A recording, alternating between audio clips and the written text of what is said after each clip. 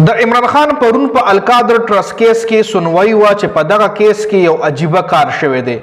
په عدالت کې څه شوي دي مکمل تفصیل در سره شریکوم چې بیا د عمران خان وکیلانو احتجاج هم کړی دی. چیف جسټس سره ملاقات کول غوښتل چې چیف جسټس ور سره ملاقات هم نه کولو، خو بیا د احتجاج نه پس چیف جسټس د عمران خان وکیلانو سره ملاقات کړی دی او د عمران خان وکیلان لږ ریلیکس کړي دي.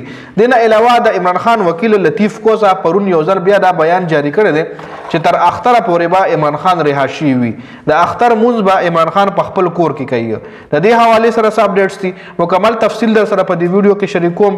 ډېر اهم اپډیټس دي د عمران خان حواله سره، نو ویډیو خپل هم مکمل وګورئ او مخکې ملګرو سره ضرور شریک کړئ. ټول لومړنی چې کوم القادر ټرسٹ کیس کې پرون د عمران خان سنوي شوې ده، نو په هغې ډیټیل سره خبرې کوو چې د عمران خان ټول وکیلان په عدالت کې موجود وو.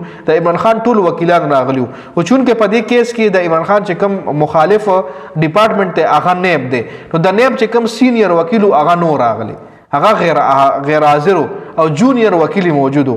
نو چې جونیئر وکیل څه ټیم چیف جسټس لوي چې زموږ سینیر وکیل نه راغلی، نو چیف جسټس په جونیئر وکیل باندې 1 لک روپۍ جرمانه هم ولګوله چې راستا وکیل ولې د کیس کې نه دی حاضر شوی. یعنی چیف جسټس دغه تخپل غوسه ښکارا کړې ده، خو بیا د بل تاریخ ورکولو نه بغیر چیف جسټس پاسېدو. یعنی د دې کیس بل تاریخ ورنکو. عموما چې یو تاریخ کې فیصله ونشي یا یو وکیل غیر حاضر وي، نو چیف جسټس یا جج صاحب چې کوم وي هغه بل تاریخ ورکي. نو دلته چیف جسټس بغیر د بل تاریخ ورکولو پاسېدو چې بیا د عمران خان وکیلان ورلوي چې موږ بل تاریخ راکا.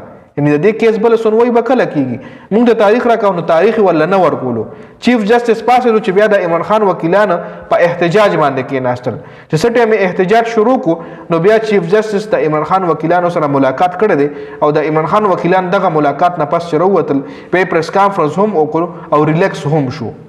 یعنی او ډېر چې کم تجزیه‌نګار دي، کم چې ایکسپرټس دي، نو دا خبره کوي چې اسلام آباد کې سغټ کې 2 ولدي یا عمران خان ته په کیسونو کې ریلیف ملاوېدو ولدي، یا سغټه فیصله راتلو ولدا، یا عمران خان رها کېدو ولدي، یا عمران خان هسپتال ته منتقل کېدو ولدي. ځکه چې د عمران خان وکیل لطیف کوزا هم دا سټیټمنټ جاری کړی دی چې تر اختره پورې به عمران خان ضرور رها کیږي. یعنی د اختر مونځ به عمران خان په خپل کور کې کوي.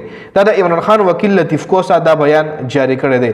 عمران خان ته یو سور و د مخ کې هم په 5 کیسونو کې ریلیف ملو شوی دی. اوس چې کوم غټ کیسز دی، القادر ټرسٹ کیس شو، توشاخانه 1 کیس، توشاخانه 2 کیس، په دې کې هم عمران خان ته ریلیف ملاوېدلو نه پس عمران خان رها کېدی هم شي.